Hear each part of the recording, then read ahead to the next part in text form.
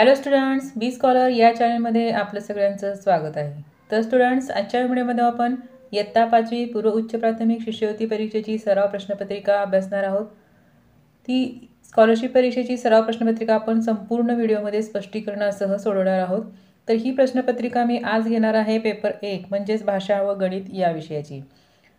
तर तुम्ही या चॅनलवर अजून नवीन असाल तर नक्की या चॅनलला सबस्क्राईब करा, जेणेकरून तुम्हाला यापुढे सोडवलेल्या प्रश्नपत्रिकांचे नोटिफिकेशन्स तात्काळ भेटतील.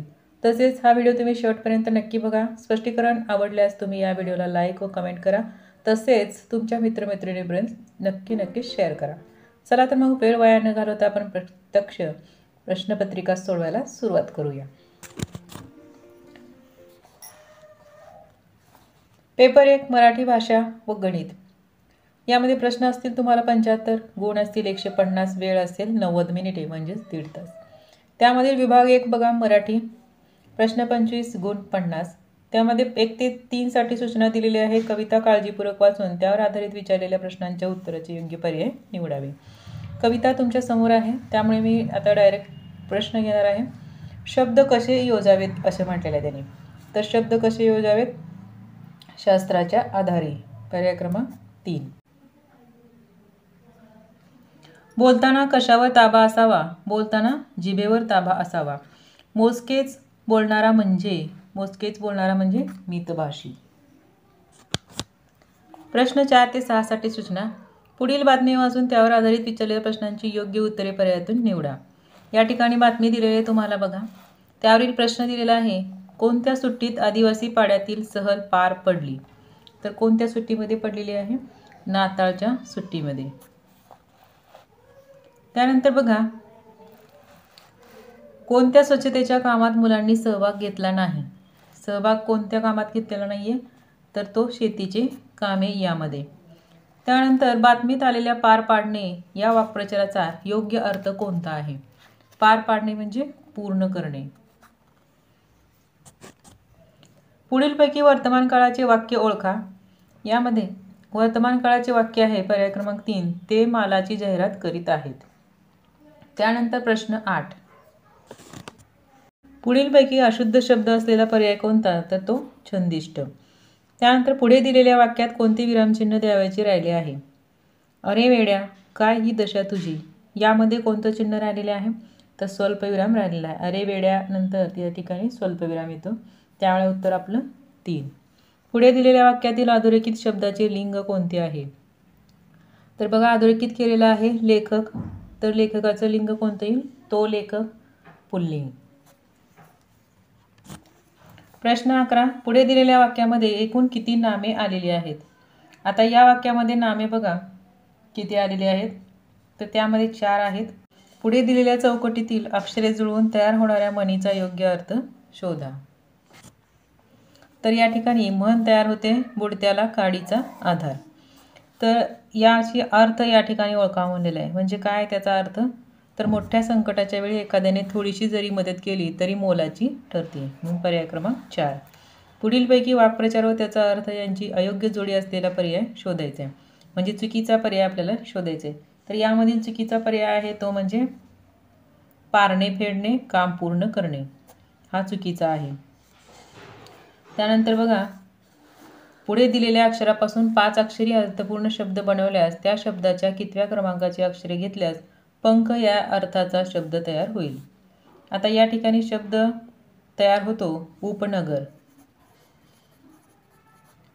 मग त्या ठिकाणी आपल्याला पंख म्हटल्यानंतर पर. मग पर हा अक्षर दुसरा आणि 5वा आहे. म्हणजे पर्याय क्रमांक 1 हे उत्तर असेल आपलं. त्यानंतर प्रश्न 15. पुढे दिलेल्या वाक्यातील अधोरेखित शब्दाचा योग्य अर्थ पर्यायातून निवडा. पृथ्वीचा अक्ष कललेला आहे. या ठिकाणी अर्थ म्हणलेला आहे. अक्ष म्हणजे काय? या ठिकाणी आस. पर्याय क्रमांक 2. महाराष्ट्र अंधश्रद्धा निर्मूलन समितीची स्थापना कोणी केली? तर त्या समितीची स्थापना केलेली आहे नरेंद्र दाभोळकर यांनी. पुढील वाक्यातील रिकाम्या जागी योग्य समूहदर्शक शब्दाचा पर्याय निवडा. प्रयोगशाळेत अनेक उपकरणांचे डॅश डॅश लावले होते. आता उपकरणांचा काय असतो? संच. त्यामुळे आपलं उत्तर काय असेल? हे. पुढीलपैकी जोडशब्द नसलेला पर्याय आपल्याला शोधायचा आहे. कोणता आहे नसलेला? तर या ठिकाणी स्वयंसेवक. पर्याय क्रमांक 4. इतर जोडशब्द आहेत. त्यानंतर आता पुढील प्रश्न 19 दिलेल्या चौकटीत अर्थपूर्ण शब्द तयार होण्यासाठी अनुक्रमे कोणती अक्षरे येतील? या ठिकाणी बघा कोणतं येईल. आपण पहिला जर घेतला आश्रय, आनंद, आनंद आणि आपत्ती, म्हणजे आपला पर्याय 1 हाच बरोबर आहे. 4ही अर्थपूर्ण शब्द तयार होतात. पुढीलपैकी कोणती जोडी विरुद्धार्थी शब्दांची नाही? तर विरुद्धार्थी शब्दाची नसलेली जोडी आहे ती म्हणजे बेचव, चवहीन, कारण हे समानार्थी शब्द आहेत. पुढीलपैकी समान अर्थाच्या शब्दांची चुकीची जोडी कोणती? चुकीची जोडी सांगितलेली आहे आपल्याला.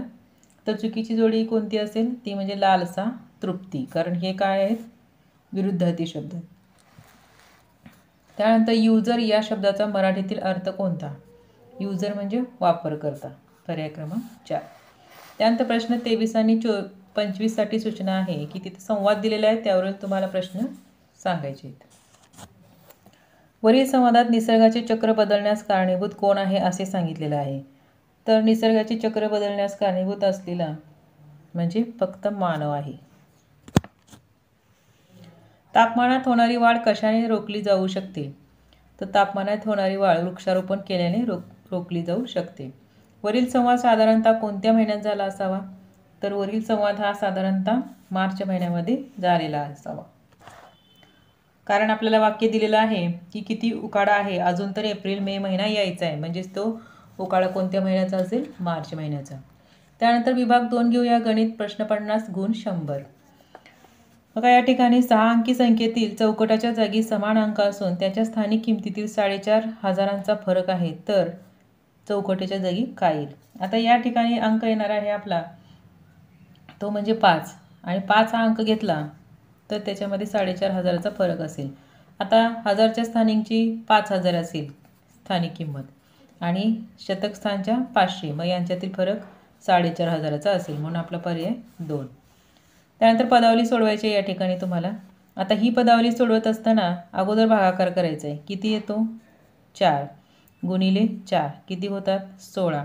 मग 25 अधिक 16 वजा 2 होईल आपलं. मग काय येईल बघा?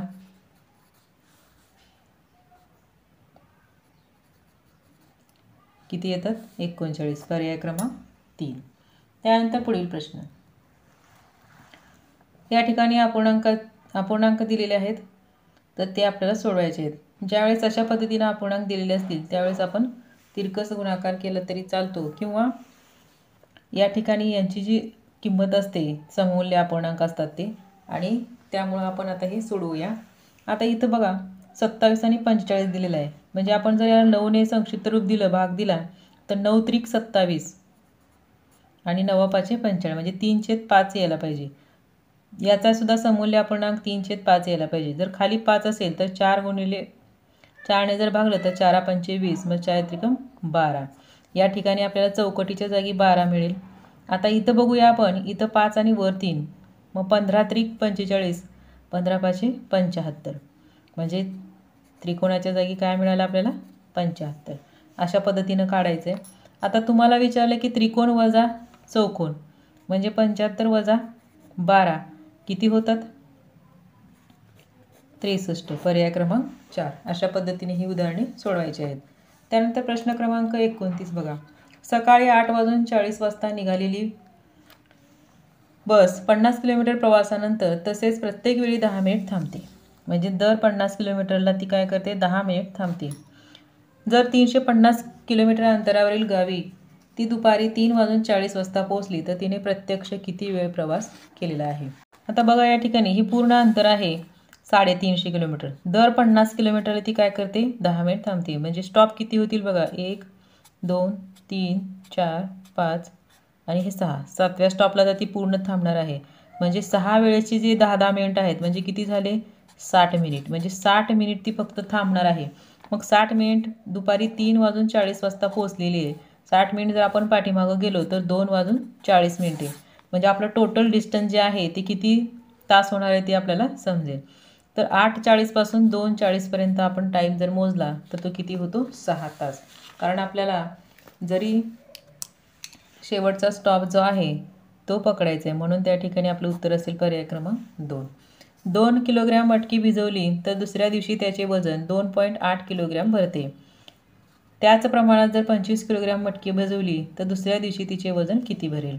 तर आपल्याला याचं उत्तर सांगता येईल ते म्हणजे पर्याय क्रमांक ए 35 किलोग्रॅम.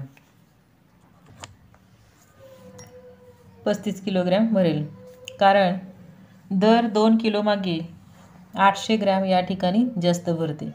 त्यानंतर बघा, विजयने 10,000 रुपये दशांशे 6 दराने 3 वर्षे बँकेत ठेवले. संजयने 12,500 दशांशे 5 दराने 2 वर्षासाठी ठेवले. तर पुढीलपैकी अयोग्य विधान कोणते? तर विजयला 1800 व्याज मिळेल, संजयला 1250 व्याज मिळेल. खाली 2 ऑप्शन दिलेले आहेत अजून आपल्याला. मग त्या अगोदर आपल्याला काय करावं लागेल? विजय आणि अजय यांचं व्याज किती मिळालेलं आहे ते अगोदर आपल्याला काढावं लागेल. त्यानंतरच आपल्याला हे उत्तर सोडवता येईल. आता बघा, या ठिकाणी इकडं विजयचे घेऊया आपण आणि इथं संजयचे. आता बघा, विजयने 10,000 रुपये 10,000 गुणिले 6 दराने आणि 3 वर्षासाठी केलेलं आहे. तर त्याचं व्याज किती होईल आपण काढूया. आता बघा, व्याज किती होणार आहे? 6×18 म्हणजे किती झाले? 1800 रुपये. आता संजयचं व्याज किती होईल बघा? 12,500 गुणिले 5 गुणिले 2 भागिले 100. 125 गुणिले 10 म्हणजेच किती? 1250 रुपये. तर अशा पद्धतीने दोघांचे व्याज आपण काढलेलं आहे. आता आपण एक एक ऑप्शन चेक करूया. विजयला 1800 रुपये व्याज मिळेल, हे बरोबर आहे. आपल्याला अयोग्य विचारलेलं आहे. संजयला 1250 व्याज मिळेल, हेही बरोबर आहे. मुदतीनंतर विजयला मिळणारी रक्कम संजयपेक्षा कमी असेल. तिसऱ्या ऑप्शननुसार आपल्याला इथं रक्कम काढायची आहे, म्हणजेच काय? रास काढायचे. म्हणजे काय होईल? हे 10,000 अधिक हे 1800 किती होतात बघा आता? 11,800. आणि याचेही काढावे लागतील संजयचे. तर 12,500 अधिक 1250 किती होतील? 13,750. तर आता आपल्याला उत्तर सोडवता येईल बघा. म्हणजेच काय झालेलं आहे या ठिकाणी? मुदतीनंतर विजयला मिळणारी रक्कम ही संजयपेक्षा कमीच आहे, कारण विजयची ही 11,800 येते आणि संजयची 13,750 येते. त्यामुळे हे बरोबर आहे वाक्य. मग चुकीचे कोणते वाक्य राहिले? फक्त प्रश्न क्रमांक 4.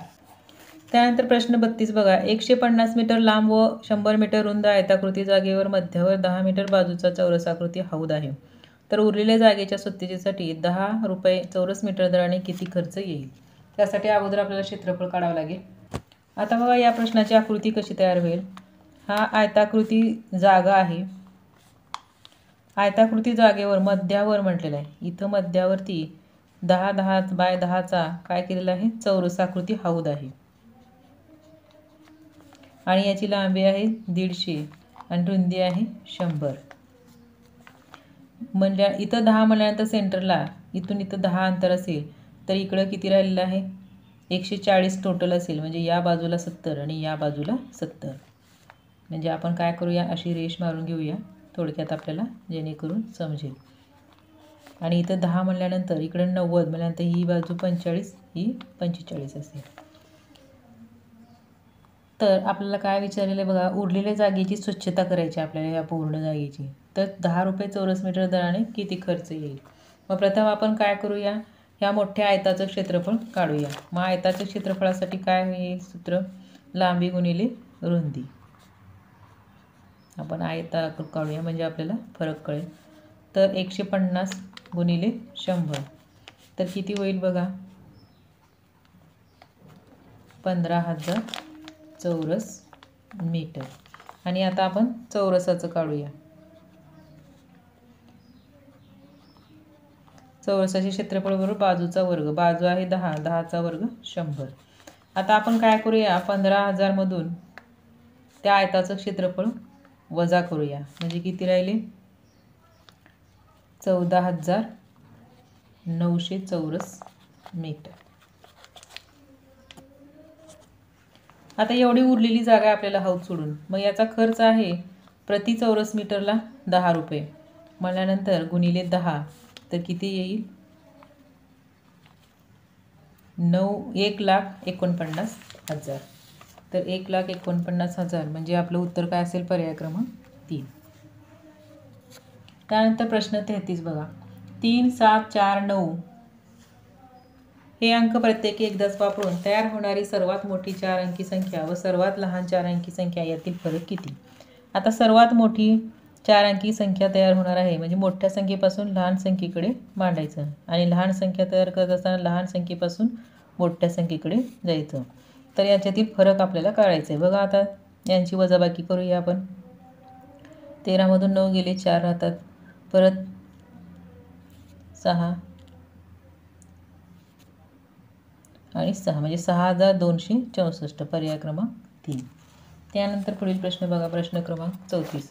ऑक्टोबर महिन्यात 4 रविवार वगळता उरलेल्या दिवसात 2,45,700 टोप्या शिवून झाल्या तर दररोज किती टोप्या शिवून झाल्या असतील? आता 4 रविवार वगळले म्हणजे 4 दिवस जर आपण ऑक्टोबर महिन्यातले वगळले तर किती दिवस राहतात? 27. तर आता टोटल आहेत 2,45,700. तर याला 27ने भागायचे. बघा या ठिकाणी 27ने जर आपण भागलं तर काय होईल? 27 एके 27, 27 नव्हे 243, राहिले 2, परत 27 एके 27, 27 शून्य 0. तर या ठिकाणी 9,100 आपलं उत्तर येईल. त्यानंतर बघा इथं 4 एके 4, 4 चोक 16. त्यानंतर 3 न भागूया आपण. 3 दोन्ही 6, 3 त्रिक 9. तर राहिले किती बघा? वर अंशामध्ये राहिले 2 आणि छेदामध्ये राहिले 3 गुणिले 4. परत आपण भाग देऊया. बेके बे बेदोनी 4 म्हणजे 1/6 हे आपलं फायनल आन्सर असेल. त्यानंतर प्रश्न 36 बघा. 5 मीटर आणि 25 सेंटीमीटर वजा 750 मिलीमीटर बरोबर किती? आता इथं आपण सगळे एकाच एककामध्ये करून घेऊया, मग आपण वजाबाकी बेरीज आपल्याला करता येते. म्हणजे आता सगळ्यात लहान एकक कोणतं आहे? मिलीमीटर. म्हणून आपल्याला यांचं सुद्धा रूपांतर मिलीमीटरमध्ये करावं लागेल. मग 5 मीटर म्हणजे किती झाले? 5000 मिलीमीटर अधिक 25 सेंटीमीटर म्हणजे 2500 मिलीमीटर. 250 मिलीमीटर आणि वजा 750 मिलीमीटर. आता आपल्याला वजाबाकी करायची. आता यांची बेरीज केली असता 5250 वजा 7500 तर किती येतात? 4500. ही मिलीमीटर आहे. मग इथं आपल्याला ऑप्शन दिसत नाही. सेंटीमीटरमध्ये जर आपण याचं कन्वर्ट केलं तर 450 सेंटीमीटर होतं. जूनच्या 16 तारखेला बुधवार होता तर गांधी जयंतीचा वार कोणता येईल? बघा या ठिकाणी तो गांधी जयंती म्हणजे 2 ऑक्टोबरचा वार येणार आहे. तो म्हणजे शनिवार. आपण काय करायचं या प्रश्नामध्ये की जून, जुलै, ऑगस्ट, सप्टेंबर, ऑक्टोबर यांचे दिवस मोजून त्याला 7ने भागायचे. बघा या ठिकाणी आता जून महिन्यातील आपण 16 तारखेच्या पुढचे दिवस मोजायचे आहेत. म्हणजे किती झाले? जूनमधले 14, जुलै 31, ऑगस्ट 31, सप्टेंबर 30 आणि ऑक्टोबरचे 2 ऑक्टोबरपर्यंत. तर यांची बेरीज केली असता आपली बेरीज येते 108 दिवस. त्याला अजून 7ने जर भागलं तर बाकी आपली 3 उरते. मग बुधवारच्या पुढे 3 वार मोजायचे. बुधवार, गुरुवार, शुक्रवार, शनिवार. म्हणून आपलं उत्तर 4. त्यानंतर प्रश्न 38 बघा. प्रश्न 38 मध्ये दररोजच्या दूध विक्रीतून मिळणारे उत्पन्न 2% वाढल्यामुळे 50 रुपयांची वाढ झाली तर प्रत्यक्ष किती उत्पन्न मिळू लागले? आता या ठिकाणी बघा 2% म्हणजे 50 रुपये आहे. 2% म्हणजे 50 रुपये वाढलेले आहेत. मग आपल्याला काय म्हणते? 2% वाढल्यामुळे म्हणजे किती टक्के वाढले? 102% झाले. म्हणजे किती उत्पन्न आपल्याला विचारायचं. जर अगोदर जर त्याचं खरेदी वगैरे विचारली असती तर आपण 100%ची किंमत काढली असती. पण आपण डायरेक्ट उत्पन्न मिळालं पाहिजे आपल्याला म्हणून 102%ची किंमत या ठिकाणी काढूया म्हणजे आपल्याला डायरेक्ट उत्तर मिळेल. मग असं मांडणी करायचं आणि तिरकस गुणाकार करायचा. 102 गुणिले 50 भागिले 2. हे जर आपण कॅल्क्युलेशन केलं तर आपल्याला उत्तर मिळणार आहे 2550. त्यानंतर प्रश्न 39. चौरस ABCDचे क्षेत्रफळ 25 चौरस सेंटीमीटर असून रेघ AEची लांबी 7 सेंटीमीटर असल्यास संपूर्ण आकृतीची परिमिती किती असेल? आता या ठिकाणी बघा याची आपल्याला क्षेत्रफळ दिले 25. मग याची बाजू काढायची असेल तर वर्गमूळ काढू म्हणजे याची बाजू मिळेल आपल्याला 5 सेंटीमीटर. तर AEची लांबी आहे 7 आणि आपल्याला ही बाजू आणि DE सारख्याच आहेत. म्हणजे या ठिकाणी आपल्याला DE सुद्धा 5 आहे. तर परिमिती आपल्याला विचारली. बघा आता 5 अधिक 5 10, 10 आणि 5 15, 15 आणि 5 20, 20 आणि 7 27. पुढील कोणत्या पर्यायातील संख्येवरील क्रियेचे उत्तर सर्वाधिक असेल? आता बघा या ठिकाणी 12 वजा 5 किती आहे? 7. त्यानंतर 19 वजा 11 त्याचं उत्तर असेल 8. 5 गुणिले 1 बरोबर 5. यल म्हणजे 50. 50 भागिले 5 बरोबर 10. मग जास्त कोणता आहे? पर्याय क्रमांक 4. एका जिल्ह्यात तांदळाचे उत्पन्न 23,09,875 किलोग्रॅम आणि गव्हाचे उत्पन्न 18,53,925 किलोग्रॅम झाले तर एकूण उत्पन्न किती किलोग्रॅम झालेलं आहे? तर यांची बेरीज आपल्याला करायची आहे. तर यांची बेरीज केली असता आपल्याला उत्तर मिळणार आहे ते म्हणजे पर्याय क्रमांक 4 41,63,800. त्यानंतर बघा पर्याय क्रमांक प्रश्न क्रमांक 42. पुढीलपैकी कोणत्या भागाकारातील बाकी सर्वाधिक येईल? तर यामधील बाकी सर्वाधिक येणार आहे ते म्हणजे पर्याय क्रमांक सीची. तुम्ही प्रत्येक भागाकार करून बघा. त्यानंतर पुढील प्रश्नाचे उत्तर बघा. अपूर्णांकाचे वाचन व संख्येतील लेखन यात चुकीची जोडी कोणती आहे? तर यामधील चुकीची जोडी आहे ती म्हणजे पर्याय क्रमांक बी. तर इथं 5 दशांश यायला पाहिजे, इथं 5 शतांश दिलेला आहे. त्यानंतर सकाळी 7:10 वाजता भरलेली शाळा 12:40 वाजता सुटते तर शाळा किती वेळ सुरू राहते? बघा या ठिकाणी तर शाळा ही 5 तास 30 मिनिटे सुरू राहते. 24,000 पगारापैकी 25% रक्कम शिक्षणावर खर्च झाली. शिक्षणावरील रकमेतील 20% रक्कम पुस्तके खरेदीसाठी गेली तर पुस्तके खरेदीसाठी किती रुपये खर्च झाले? बघा या ठिकाणी काढूया.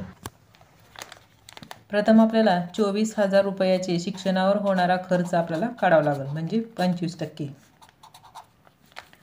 तर किती येईल? तर 24,000चे 25% म्हणजे किती होतात? 6,000 रुपये. तर 6,000पैकी परत पुस्तके खरेदीसाठी 20% रक्कम केलेली आहे. मग 6,000चे 20% म्हणजेच किती? 1,200 रुपये. पर्याय क्रमांक 1. त्यानंतर बघा प्रश्न क्रमांक 46. 69,45,803 ही संख्या अंकात पुढीलपैकी कशी लिहितात? तर त्याचं करेक्ट उत्तर असणार आहे ते म्हणजे पर्याय क्रमांक 3. त्यानंतर बघा प्रश्न 47. प्रतिभाने आपल्याकडे 2.25 रुपयातून 78,950 रुपयाची मोटरसायकल घेतली. उरलेल्या रकमेतून तिने 27,850 रुपयाचा पलंग खरेदी केला तर तिच्याजवळ किती रुपये उरतील? 2.25 रुपयामधून आपल्याला ह्या दोघांची बेरीज करायची अगोदर आणि ती 2.25 रुपयामधून वजा करायची आहे. तर असं केल्यानंतर आपल्याला उत्तर मिळणार आहे म्हणजे तिच्याजवळ शिल्लक पैसे राहणार आहेत ते म्हणजे 18,200 रुपये. त्यानंतर बघा पुढे 2 किलोमीटर लांब व 5 मीटर रुंद रस्त्याच्या डांबरीकरणासाठी 80 रुपये चौरस मीटर दराने किती खर्च येईल? आता या ठिकाणी काय करायचं आहे? आपल्याला क्षेत्रफळ काढून घ्यायचं आहे अगोदर. 2 किलोमीटर आणि 5 मीटर मग आपण एका एककात करून घेऊया, मीटरमध्ये करूया. तर 2 किलोमीटर म्हणजे किती मीटर झाले? 2000. ही झाली लांबी गुणिले 5 मीटर करूया आपण म्हणजे किती झाले? 5 दुनी 10 म्हणजे किती चौरस मीटर झालेले आहेत? 10,000 चौरस मीटर. मग गुणिले 80 केलं तर आपल्याला उत्तर मिळणार आहे पर्याय क्रमांक 4. किती? 8 लाख रुपये.